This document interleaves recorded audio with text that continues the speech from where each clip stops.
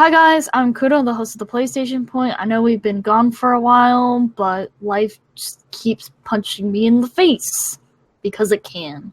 But either way, we have exciting news now that our major game releases are happening, like Neir Automata, Horizon Zero Dawn, and Persona 5, which I can't wait. So yeah, today with me is Tyler. Maybe Armando will come on next week if he's not too busy. Yeah, I remember seeing that post on Twitter he made where he was like, "I can't wait to be able to understand what Persona 5 is about." I'm like, "Well, that's your fault." Yeah, kind of is actually. The funny thing is that he's been sitting on the Japanese version of Persona 5 for about 2 years at this point, because it came out in September 2015, I think. Right? When did it come out in Japan? I can't remember. I thought it was last year it came out. If it was, then yeah, probably. It's about a year. I know that. Yeah, it's been a pretty long time since the rest of the world got the game. Mm-hmm. I've been doing my best actually to avoid spoilers, surprisingly enough. Yeah. Not Zelda though. No, can't have no spoilers on that. Sorry. Fuck the internet for that. Yeah, sorry. No, you're not. Yeah, I kind of am, kind of not.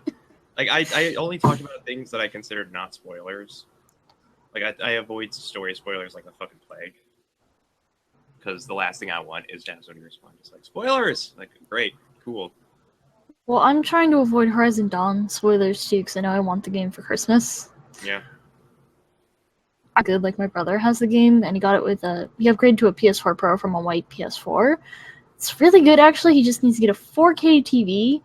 So apparently, if you really want to maximize your Pro's value, you probably need to buy a new TV. Yeah.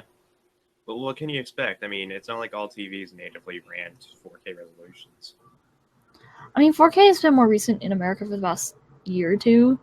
Probably not in Japan, though, so. The way that it is that if they wanted a workaround for 4K resolutions, then what we would get is basically what we get with, like, getting the PS4 version of a game in comparison to the PS3 version of a game, where it very is clearly downscaled to improve performance. What we would get is a 4K resolution downscaled to 1080p, which is like a quarter of the resolution. So, like, that's a lot of compression. It would look very strange if they did downscaling. So, I mean, a lot of TVs, a lot of 4K TVs are becoming commonplace now. Like, it's starting to become the new standard. I mean, it's not going to break on a 1080p TV either. Like, it's still going to play 1080p stuff. That's true, which is like my monitor set up for my computer is like two HD TVs like that are 1080p, so it's kind of like, eh. Yeah, I have a 1080p monitor and a 720p TV here. Oh, I also have this. I have to set up for recording, so I have this over here. That's like a 30-inch TV, I think. I use it for recording purposes. Think my parents actually gave me their old HD TV because they didn't like it anymore for some reason, but I don't have room for it at the moment. So when I move to my own apartment, I know I'm gonna have that be like the living room TV. I do not miss my old TVs at all. We had before plasma TVs, we had those reverse projection TVs. Like, so how the TV works is that it's like a box, you know. It's not like the flat screen TV you expect. It has an insert in the back that's kind of jutted out, and inside is a projector that displays the image backwards, and then it displays it. Yeah, it displays it in reverse, and then because it's in reverse, it goes from the back to that. It's really weird to explain. It's basically like a projection screen going to that, but the problem is that it's not going from there to there. It has to do It has to go the opposite way of the projection screen, so you see it on the other side of projection. The fuck? I went from two TVs to HD TVs. Yeah, that was an HD TV. Like, in the era of plasma TVs, yeah. When you had plasma TVs and then you had reverse projection TVs. Oh, that's just some weird shit. Yeah, and that's why I'm really glad that we're currently at LCD TVs now. And now we're getting to UHD, which is great. Yeah. Well, first of all, I'd like to cover the smaller stuff before we get into bigger topic discussions like Destiny 2, upcoming Persona 5, and I actually got to chat with some Sony plays this past weekend at a conference. Mm-hmm. So I'll save that more for last. Yeah. So for Overwatch, we have a new tank hero, Orisa. So she's finally like official. She's no longer in just the beta server. Yeah, She's an interesting tank, I will say that. Yeah, they had to delay her release a little bit because it was just really tough to balance her. Because she's more of a backlines tank than a frontlines tank that you'd expect. I mean, I think she's pretty neat. I don't have any reason not to like her, just like any other hero in the game. Still want Doomfist. So. That makes sense. And then, if you're into Digimon, apparently that sequel to the Cyber Sleuth story is going to come out in the West early next year. So, if you're into Digimon, not everybody's still into that. Yeah. A lot of people really like Cyber Sleuth, so odds are like it'll have a little bit stronger of an audience with the sequel. A launch audience, I should say. Yeah, it should actually. It's gonna come out for PS4, so. Yeah. Poor Vita. Yeah. The Itadaki Street is actually. They showed off a lot of the characters that are from the Final Fantasy crossover side of it. Oh, really? Yeah, there's you have your typicals, like you have Squall from Final Fantasy VIII, you have Lightning from Final Fantasy 13, and also a character from Final Fantasy 15 that I can't remember off the top of my head. They basically showed off the roster of characters, which is super nice. I'd probably play the Final Fantasy 14 character, if anything, because I play a lot of it. They still have no word on a Western release yet. But thankfully, kind of weird. The PlayStation 4 is region free, so I can just import it. And it's a board game, so I don't need to worry about doing live translations too much because I can just take my time and learn menus on the fly.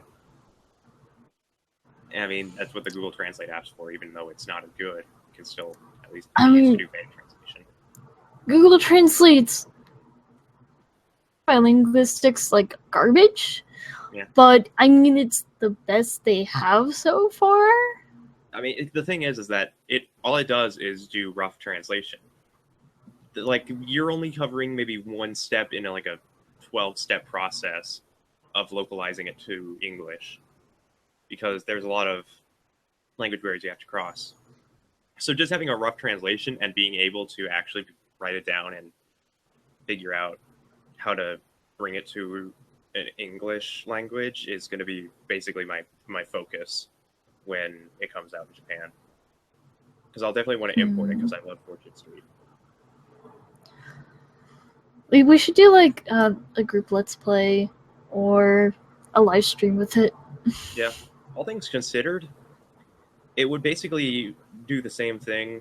It would work the same way as Fortune Street on the Wii, I think. I think it would, if anything, it should have online play. Mm-hmm. And if it doesn't, then I can just screen share the game and just roll for you guys, and you guys plan out all your moves. That works. Yeah, whatever works. But at the same time, I'm going to have to play it a little bit earlier to do some translation. But that's about it.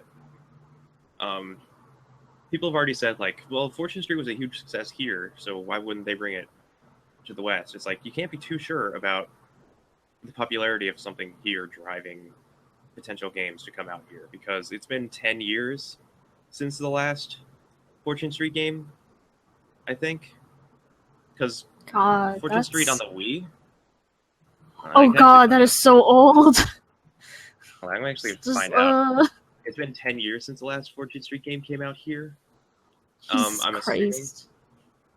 So yeah, the Wii The Wii came out when I was like, what, 12 or 13? 2011 is when the last Fortune Street game came out.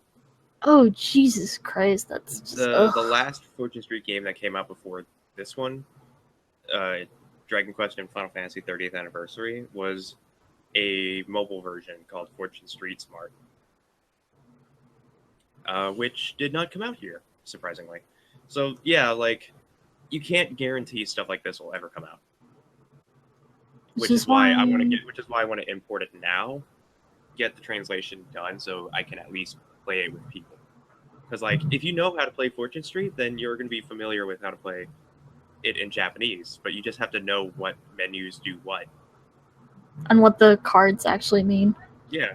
So if I can just figure out translations, then that's fine. I can do that. It's fine. I just want to play Fortune Street. And lose friendships. Yeah. It's better than Monopoly, at least.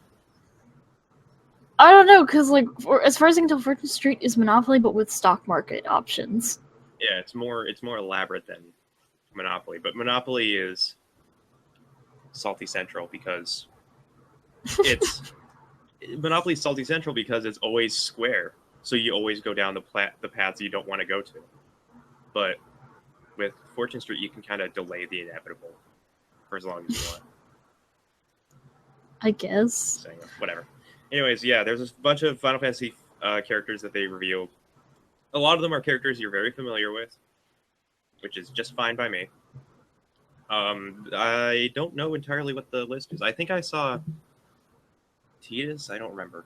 I'm gonna look because I can look this up because of us being able to do this kind of thing. Yeah. Well, in the meantime, apparently Guardians of the Galaxy, the Telltale series, is going to start next month on the 18th. I didn't actually know they were doing that. That's interesting. Yeah. Oh, right. I should have probably have noted this. It's going to be crossplay for Itadaki Street, so you can play with PS4 and Vita players as crossplay. And it will have both. 4-player online. It will have 4-player online as well. Okay, because I have both a PS Vita and a PS4. Mm-hmm. So. Okay, I mean, I'll skip the Dragon Quest characters, but continue. There's not. That's just all the little news. Otherwise, like, all that's left is Persona 5, Destiny 2, Horizon Zero Dawn, and Neir Automata. Yeah, that all came out this month. So. Yep. So the only announced characters that they showed in the latest press release for Itadaki Street is Squall from Final Fantasy VIII, Balthier from Final Fantasy XII, Lightning from Final Fantasy XIII, and Minfilia from Final Fantasy XIV. It's coming out in 2017. They haven't gotten a defined release date yet. But the game looks fantastic based on these stills that they've released. Mm-hmm. I've skipped over the Dragon Quest characters because a lot of the Dragon Quest characters that you were able to play in Fortune Street Wii are in this picture, are in these photos. But what I've noticed from these stills is that they've completely updated the way that everything looks. Like, they've updated how... I've given you a link, by the way, so you can compare.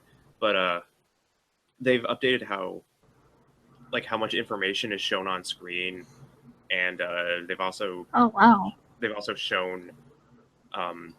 they've also changed up how numbers look, and like, in general, the game just looks more polished and cleaner. Looks a lot smoother, actually. Yeah.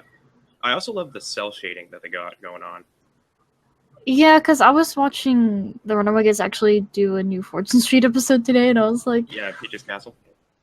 Yeah, and I was like, this looks terrible in terms of graphics. Well, the reason why is because Fortune Street runs at a lower resolution than the Wii's internal resolution, and Chugga upscales everything to be HD.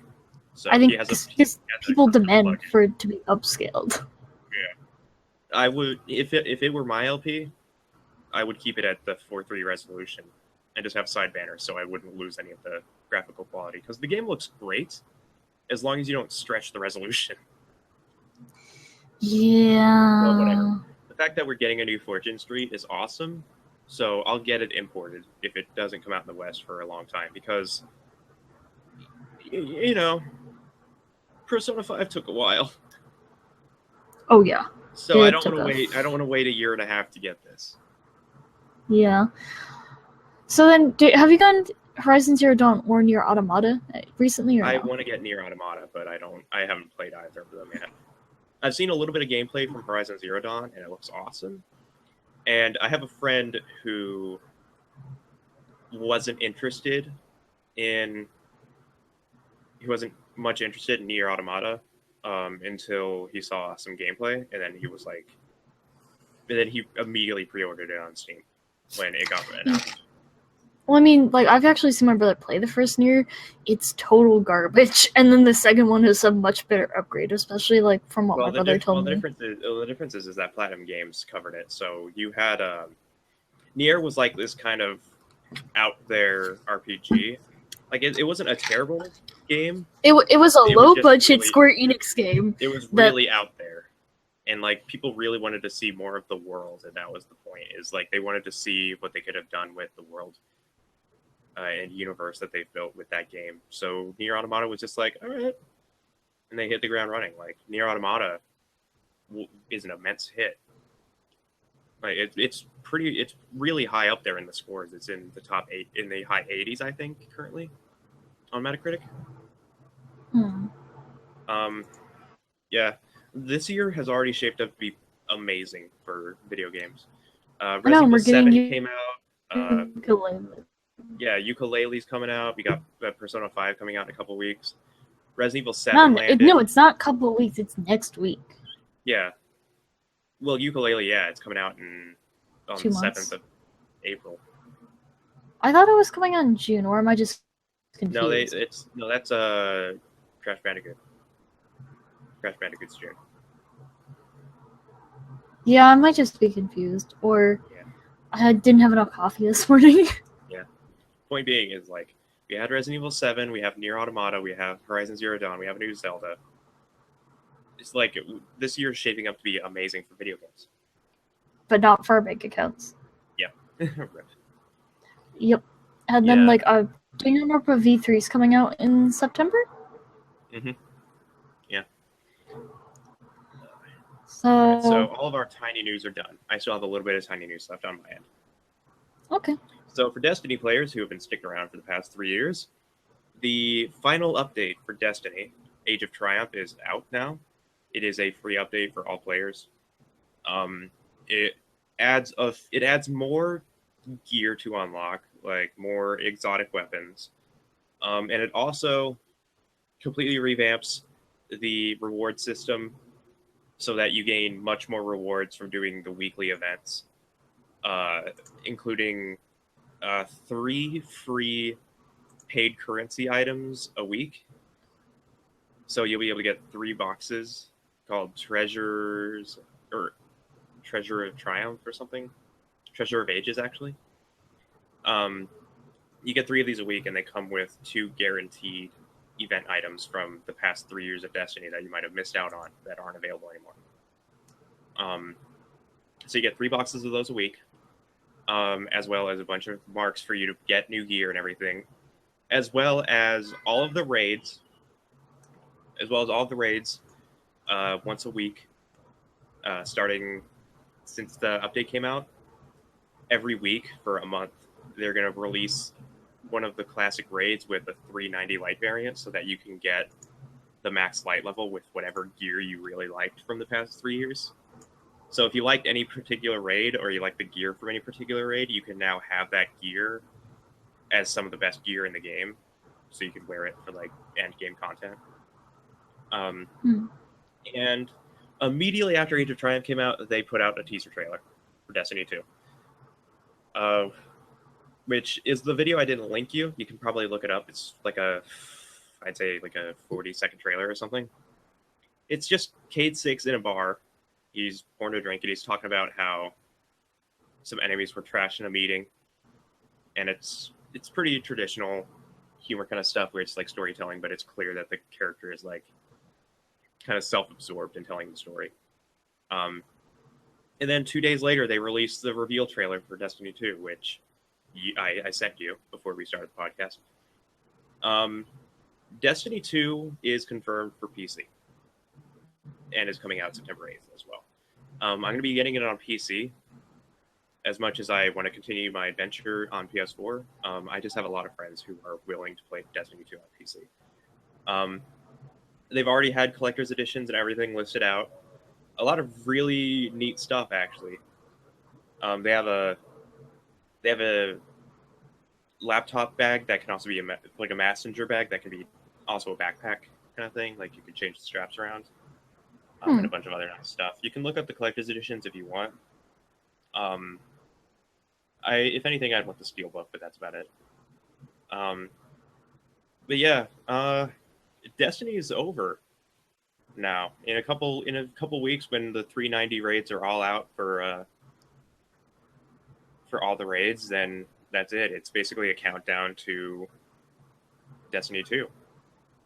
They've already delayed Destiny 2 by a year, actually. So, I mean, give them as much time as they need. So, yeah. They did announce that May 18th, they're going to be doing a gameplay reveal live stream to show off the game, which means that we're going to be seeing Destiny before E3. It's going to be interesting. Yeah, like they're going to have it on their official Twitch channel, twitch.tv/Bungie. So I'm going to be watching that because as someone who has 300 hours in Destiny over 3 years on a single character, this game kind of absorbed my life for the past 3 years. And I've already posted an article. I'll talk about it in plugs. But Destiny is one of those games that I kind of cherish as a time sink because as time went on, I consider a lot of the time I spent in that game to be well rewarded. So it's a shame to see Destiny go, but I mean things are looking up. If they manage to make Destiny 2 just as good as what Destiny became, if they can make the vanilla Destiny 2 experience exactly what The Taken King brought to us, then that's going to be awesome. But we'll have to see. Yeah, we're gonna have to see actually. Yeah. It's gonna be a really. It's a lot of. I'm actually kind of scared for it. I'll be honest, because this was way before you joined BlazeKick actually, but when Destiny came out, I really liked it, and like I got behind the grinding and everything, and I was super into it. But literally everyone who was on the website, including Connor, actually finished the game and never went back. Like he actually sold his copy like immediately after beating it. So like I only have maybe 1 or 2 people I know who still play Destiny. But like, you know, I played Destiny alone for like 3 years. I'm not really surprised by that. I heard the first game was okay. So I'll say straight up, Destiny when it first released sucks compared to what it is now.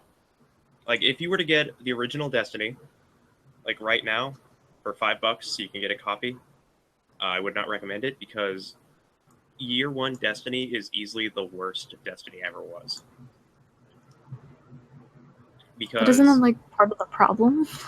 Yeah, that's exactly what I mentioned in the article. Actually, is Destiny 2 cannot do what it did.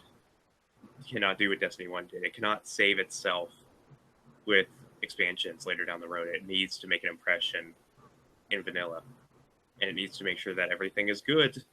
Because if it winds up being the same shit, then people are not going to want to download DLC. They're not going to want to follow the same road that Destiny 1 did. So like it's a concern for me as somebody who has played Destiny and has bought all the expansions as they came out, because that's a road I don't want to go down again, alone especially. Because if it just winds up sucking, then all my friends are not going to play it anymore, and then I'm going to play it alone. It's like, I spent money on this, so I'm going to just play the shit out of it. So that's how it stands. Is Destiny 2 needs to do. Destiny 2 just needs to do everything better. It needs to do what Year 2 Destiny did. It needs to have a very involving story. It needs to have fun grinding and farming expansion. It has to have good ways to match up with people who want to do the same content you do. Otherwise, it's just not going to work. Yeah. Like I said,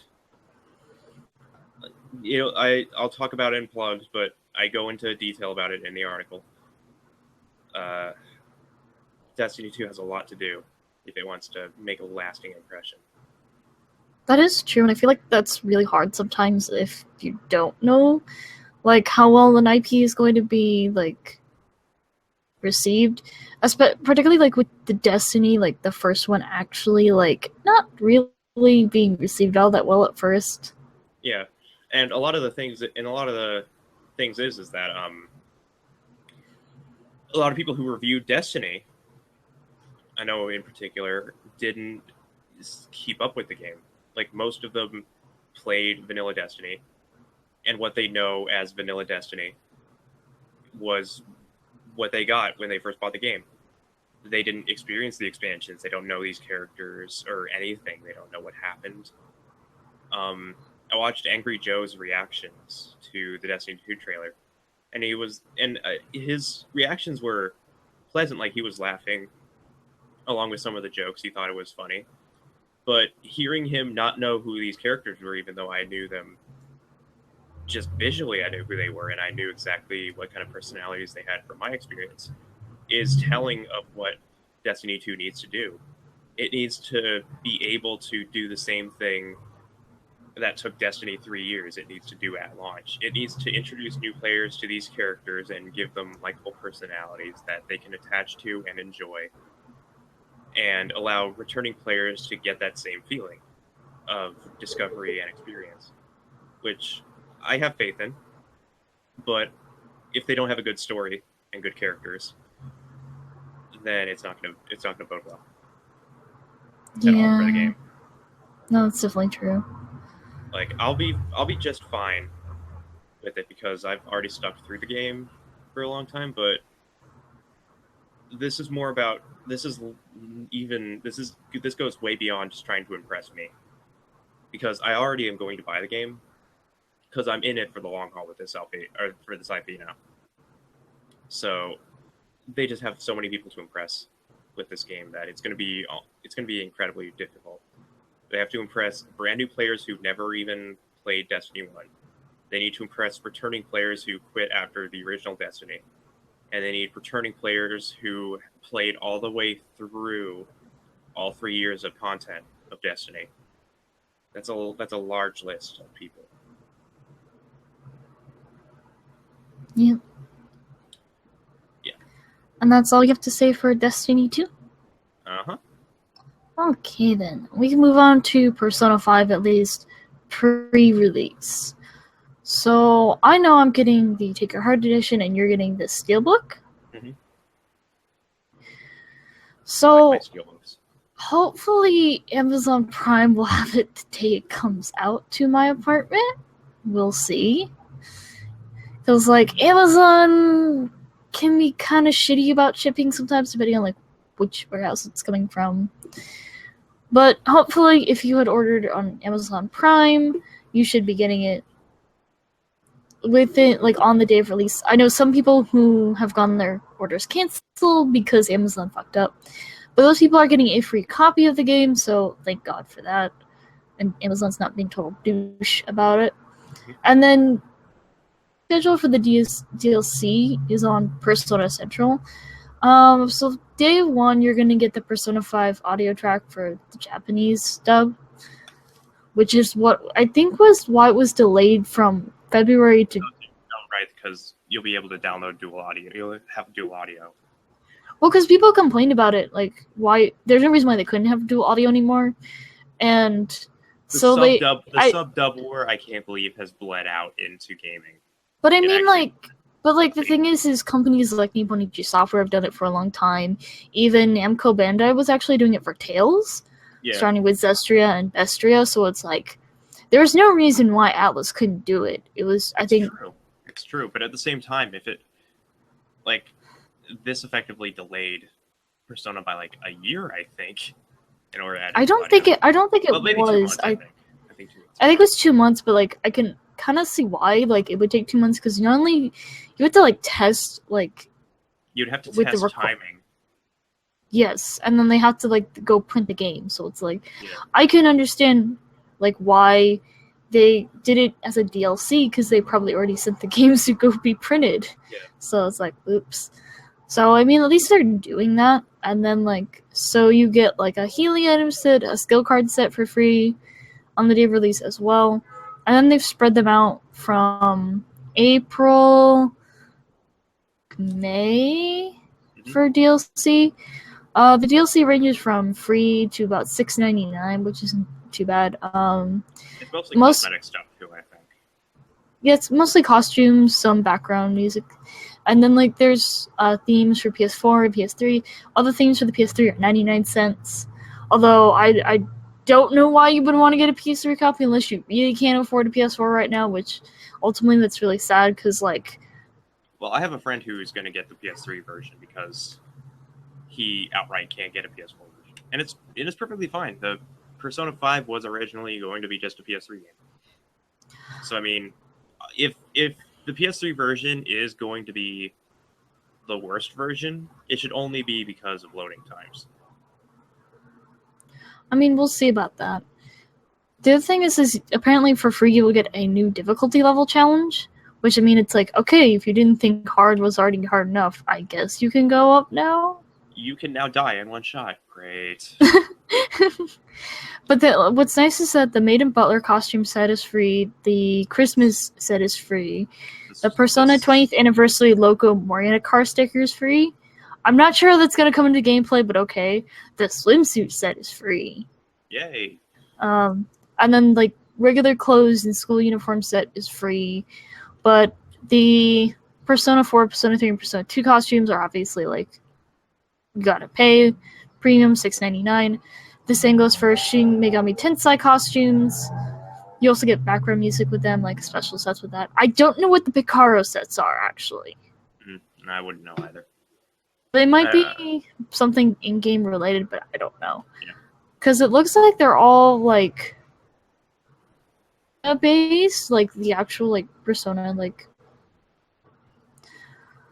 there's Orpheus and there's Izanagi. Yeah, I don't know what these Picaro sets are, but they might be related to something in-game. Yeah, I wouldn't know. Yeah. Well, we've kept away from spoilers. I like steelbooks. The only steelbook I have is actually for Tales of Symphonia for the PS3.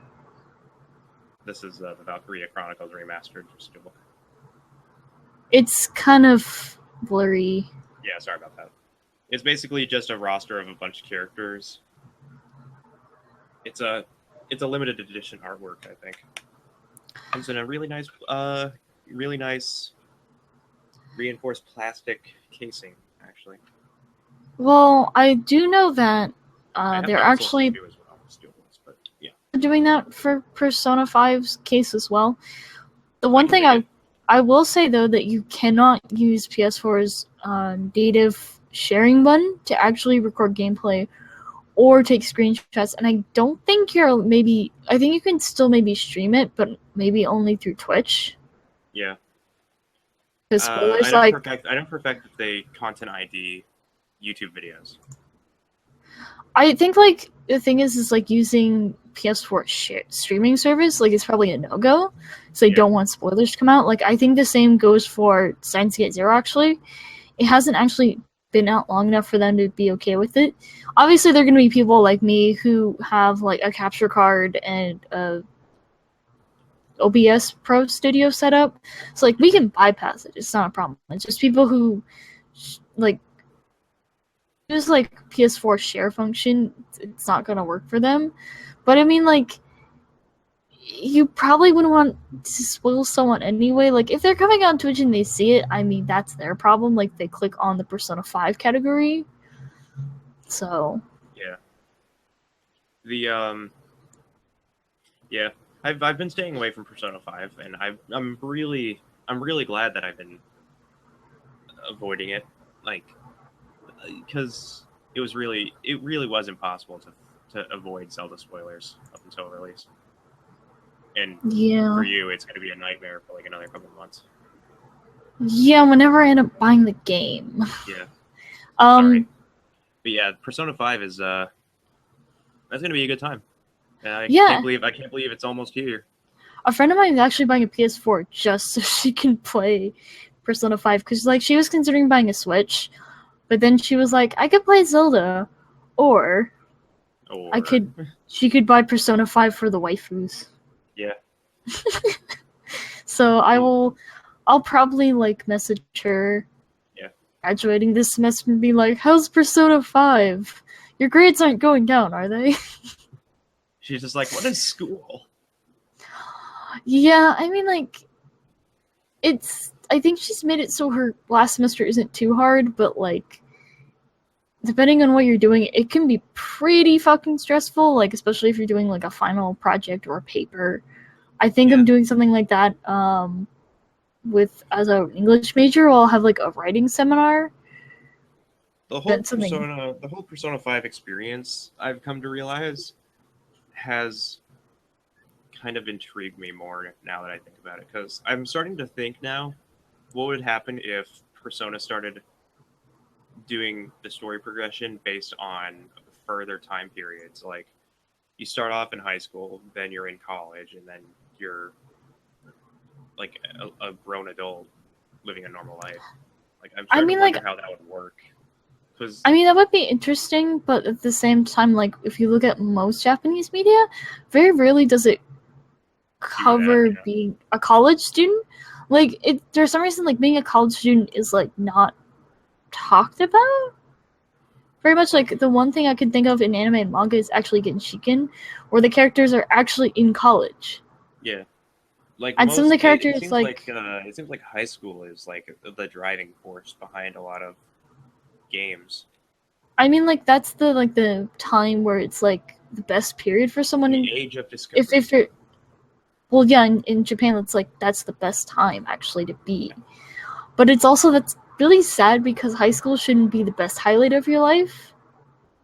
It really isn't. Like, realistically, it's probably the most confusing and annoying part of your life. But for their society, it's different to them, and it's like I can see why they have a fixation on it. Mm-hmm. It's just that, like, if you're looking at it from like an American perspective, how we treat colleges and like high school is really different. Yeah. And actually, a lot more people I'm talking to now like don't think that making us choose what we want to do in high school is a very good idea anymore, because like the person you are at 16, the person you are at like 19 are very different people for the most part. Yeah. So. Yeah. Oh well. What can you do? Play video games. Yeah. So I will be doing an unboxing video for that. Yeah. Be streaming. I actually need to check on OBS this weekend, because I think I set it up, but I haven't streamed anything yet, so I want to make sure everything's okay. I mean, you have plenty of Zelda games to try it out with. You still have Twilight Princess HD. I actually downloaded something because I wanted to play Project... What's the name? Project Diva 2nd again. Apparently the publisher for that actually went bankrupt. Not the publisher, the developer, Dingo? Yeah. So I don't know who's exactly going to be developing the Hatsune Miku Project Diva games. I just want to play that specific PSP one because, like, it has all the Vocaloid songs I want to play. I may be, like, doing that, actually. I can find out who the new one is. So...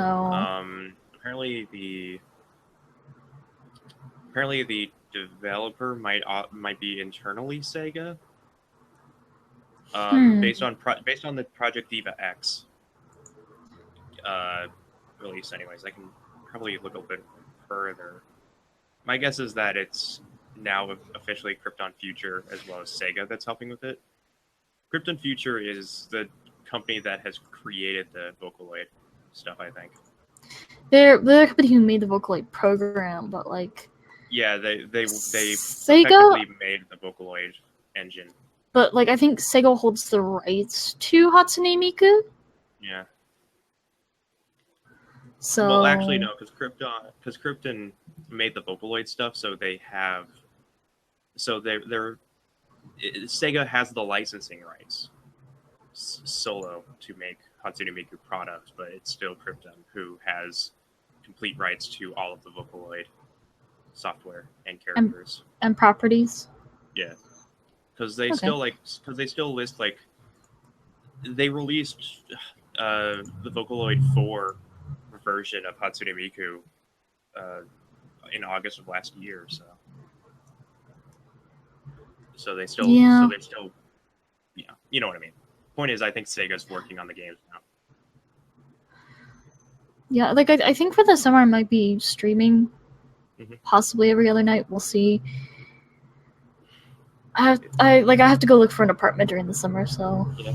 I'll have to figure that out. Busy life. Here we go. No, it's called being a fucking adult. Like sometimes it just sucks. I'm not gonna lie. Like, it seems easy to find an apartment. It's actually not, because there's a lot of documentation you have to bring just for the application. Yeah, it's I'm a busy adult too. It's just that I don't have important things to do. Well, you're not in school. It's true. I also don't have a job. Anything else I need to know? You live with your parents? Yep. True. I'm barely functioning. Then, I mean, it's better than being dead. Yeah. Depression's a bitch. Sorry. Oh, you know what we forgot to talk about is the PS Plus games that are free for the month. Oh, yeah. I actually got to try a couple of those out, so they're a good time. So what's out for PS4 is Drawn to Death, Lovers in a Dangerous Space-Time. Then for PS3, it's Invisi-Animals, The Lost Kingdom. That's kind of a weird title, actually. Alien Rage, Extended Edition, and then for PS Vita, which you can cross-buy with PS4, is 10 Second Ninja and Chaos. I actually don't have my PlayStation subscription anymore. Yeah, I have. I still have PS Plus because I need it for Destiny. So I need it for Rocket League, but I haven't wanted to play Rocket League in a while, so it's not that big of a deal. Yeah. It's just that the credit card I think that was with the account expired, or I had to replace it or something. And then they're like, "Oh, we tried to like charge you, but we couldn't do that," and they want me to go fix it. And I was like, "Eh." Well, I can say actually, you know what I should do before I play Persona 5 is I should turn it on to maybe update the console. I'm not joking. Like, every time I turn on my PS4 now, it always needs to update. Yeah, I'll say straight up, 10 Second Ninja is actually a pretty good game, and that's one of the cross-buy PS4 Vita games. It's basically a giant... It's basically a platform puzzle game. Like, you have a room, you have to kill all the enemies in 10 seconds. It's a good time. It's kind of like Super Meat Boy in a way. Oh, okay. So you have like this tiny little box of a level, and then you have to like kill all the enemies. It's pretty fun actually. So I mean, check it out. It's coming out. I think it's the first Tuesday of April. So that's the 4th of April. I think that's when they do it, right? First Tuesday, or is it first Thursday?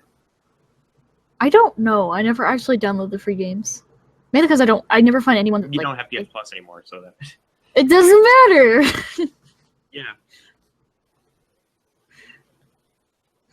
All right. But yeah, no, like if you guys have a chance, like try out the games. Yeah. That said, I think it's time for us to wrap it with your little talk about the conference. Yes. So this past weekend, I went to Women in Tech Festival 2017. This was held by Silicon Valley Forum. And this was at Microsoft and Mountain View. So this was basically like a women's tech festival where we talked, networked, other companies like profit and nonprofit came talk about like what they were doing. There was also pitch sessions and like speakers. It was actually just really nice, and I actually got to meet an employee from Sony who's with communications. I don't want to name drop her because I don't necessarily get her in trouble, but she was really nice actually, and a colleague of hers who also used to work with her in communications is now working at Stanford. They both came to the conference, and I was talking to them, and at one point they asked me like, "Oh, do you want to get into games?" And I was like, I wasn't sure because like right now it's like generally the most game companies want you to be a programmer, but I actually want to do more of the writing. And I talked to them about that, and they're like, "Oh, that's great. We only need someone to write." And I'm learning Japanese right now because I need a language permit to graduate. Because apparently, American Sign Language doesn't count for some stupid reason. And they actually said that was a really good thing because most people applied to Sony don't actually know Japanese. Kind of weird if you ask me, but whatever. But I also told them I was thinking applying for the JET program, which is the Japanese English Teaching Program, and it's basically where you apply by December of every year, and they interview you.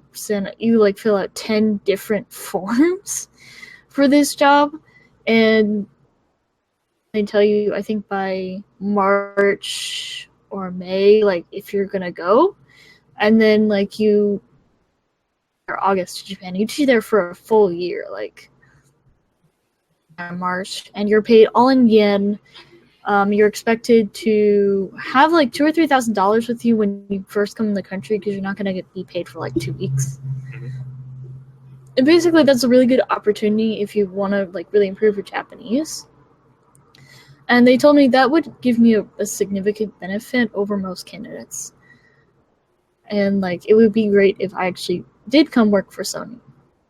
Yeah. So I was actually really great to talk to them about that, like because like there are times where I talk to people and they just sort of dismiss writing as like, oh, anybody can do that. Not anybody can actually do that. Like it was interesting to meet other people within the tech community, not just working at Sony, but like other companies, and they're like, oh yeah, writing's actually really valuable because most people don't actually know how to write.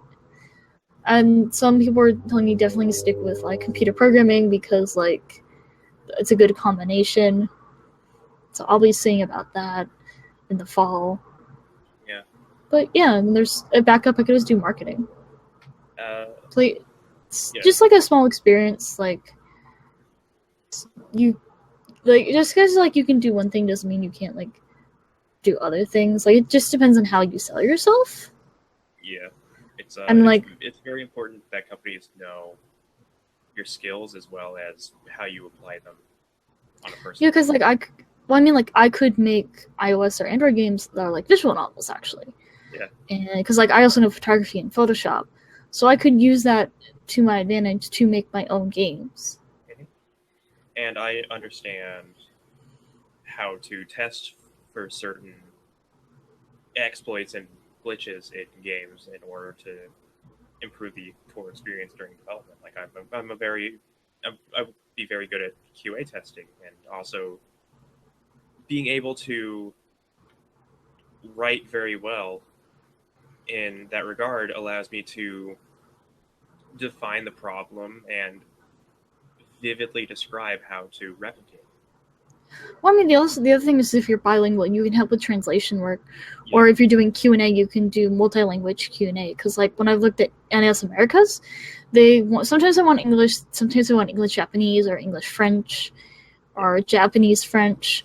Like they want to be bilingual so that if you can like, they'll give you like probably like a beta version of like what they think the script's gonna be like in the game.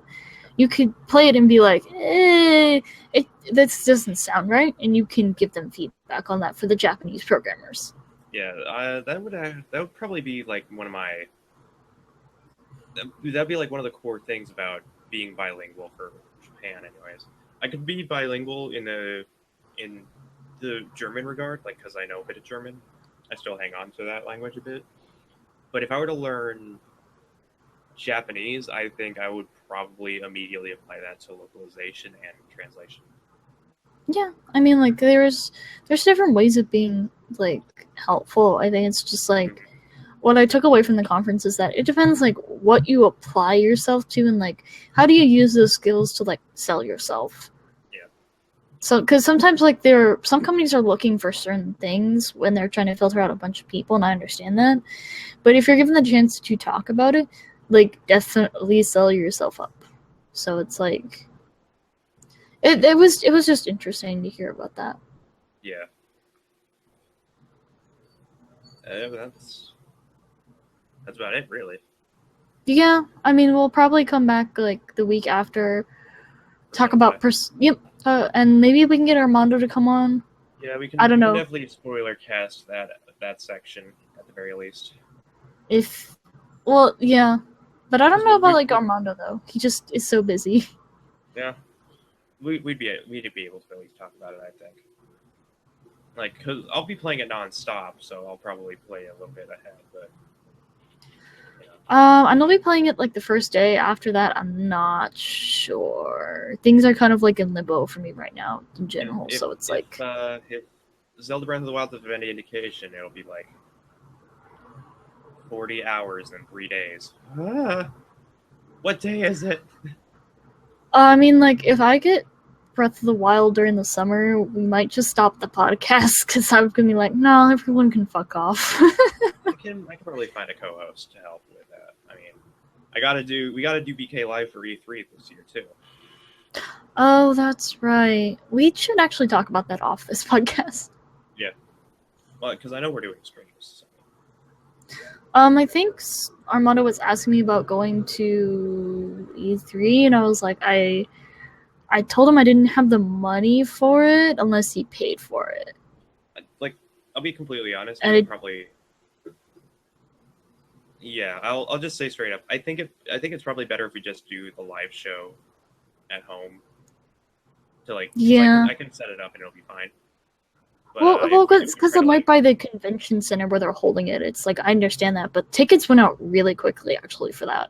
Yeah, and I mean, the only major thing about going there, even if we were going in as a consumer, if we were going out on a consumer pass, is the problem is that we're not going to quite be able to do our job when we're in the conference when we're in the conference room. Like, we would really only be able to do it if we had press access. Yeah, because, like, I think even on the consumer level, you were only allowed to go do the test demos. You weren't actually allowed into the conferences they were going to stream. Yeah. And although that said, I mean, Easy Allies covered the conferences just fine when they were at home. So, I mean, we can pull it off just fine, I think. Yeah. So, I mean, I just have to see, like, what's going on. What day of the week is it in June? Because, like... It's typically it's typically, like, mid-June. So, like, no later than the 24th, I think. Maybe June 8th to the... What? I can look. Yeah, because I want to know the exact date. June 13th to the 15th. Oh, actually, like, I think my last day of class for the summer is actually June 13th. Yeah. How convenient. Yeah. It says June 14th to the 16th would be when the conference area is open. Or, sorry, when the expo areas are open for demos and everything. So 13th to the 15th would be, like, the presentation or the conferences dates. I'm kind of curious as to what Sony's going to do this year, because, like, apparently Nintendo has some big stuff planned, and they, like, took the show last year with just Zelda. Yeah. If you, like, saw the videos of people running to go do the demo on the last day, like, holy shit. Yeah, I think what's going to happen is we're going to start seeing some 2013 kind of stuff going on, where it's going to be a lot of competition between it. Like, you're gonna hopefully we're gonna see a lot of stuff we want from all the companies, and that's the most important thing. I want to see more VR games from Sony, actually. Yeah, because the person I talked to at Sony, she loves horror, and apparently she loved like Resident Evil 7, like especially in VR. She thought it was wonderful, like awesome. Yeah, if I'd say that Resident Evil 7 in VR is the definitive way to play it. Like playing Yeah, like playing she it out of thinks it's VR one of is the still best great. games. Not like Resident Evil in general was like one of the best games Sony's done this year, and so I was like, oh, that's great. Like, unfortunately, like I don't play the Nathan Drake series, so I can't appreciate that as much. But like, definitely playing the demo was like that was impressive. But I don't do horror because like, nah, I already have anxiety. Yeah, That's bad enough. here's hoping that they bring Elite, because they plan on bringing Elite Dangerous to PlayStation 4. Elite Dangerous is a large like multi-galaxy trade and combat game. It's like a huge MMO where you trade and where you trade as like a courier and stuff in giant ships. It's really hard to explain because I've never played it, and I know I'm doing a lot of misinformation. But it was confirmed basically that it was going to be on PS4, but people really want them to have PSVR support for it as well. And I agree. If Elite Dangerous has PSVR support, then that's going to be probably my go-to version because I want to play it in VR. Because that'd be awesome to like look around and be able to see your cockpit and everything and know like see like all the UI and all the system stuff. Like that'd be awesome. I can't wait for Dreams to come out. Actually, Oh yeah, we should be getting we will definitely get some news on that in E3. yeah, because I heard they canceled the beta, the public beta. Yeah. Last year, I think. Yeah, it's a shame too, but whatever. I mean, stuff happens, and I can understand why they would do that. Yeah. Oh well. So how about we wrap this up? Yeah. Are we still advertising our Patreon? No, I don't think so. Oh, okay, so let's just start with. Still up. Want to pledge for it, but currently we are not actively. We're currently not actively requesting donations right now while we're figuring out how to rework the Patreon and make it more beneficial to you guys. So currently we're not gonna plug it. Okay. How about we plug the YouTube channel first? So our YouTube is youtube.com/user/blazekick. Media? Yes. And then we have a Twitter, which is @blazekicktweet. My own personal Twitter is @demon_sorceress. And yours, Tyler? @replayTyHeretic. And that's it for now. So if you guys like have any questions or suggestions, just tweet at us. We can tweet back or just tweet BlazeKick. They're pretty quick to answer, whoever's running the account. Yeah. And that's it for this week. We'll come back next week to talk about Persona 5. And hopefully Armando is no longer MIA, but who knows? Wherever is Armando? Come on, Armando, come home to us. Oh, there he is. He's playing Persona crying 5. in the corner. And crying in the corner. Because he can't read Japanese. Yep. Thank you guys for listening, and we'll see you next time. Bye!